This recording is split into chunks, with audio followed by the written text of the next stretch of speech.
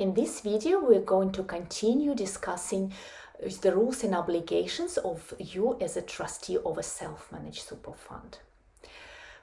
Basically, it is very important to understand the rules because every trustee is responsible for the fund's compliance and following the rules.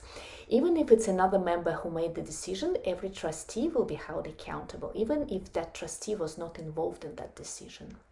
So some of the obligations that I want to cover here are the following.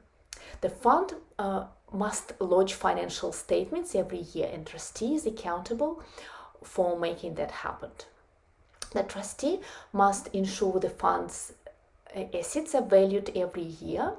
The trustee must commission independent audits every year. The trustee must lodge the self-managed super fund tax return every year. The fund must pay income tax liability and supervisory levy to the ATO every year.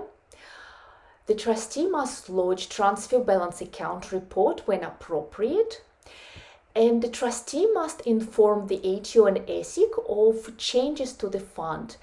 For example, the address of the members might change, or directors of a corporate trustee or another member could be added, or the fund status must change. You have 28 days to update the ATO and ASIC about those changes. Also, the trustee must ensure that the fund record keeping is accurate and up to date, so all the records must be in English. The ATO must be able to verify it, and all the records must be kept for up to 10 years.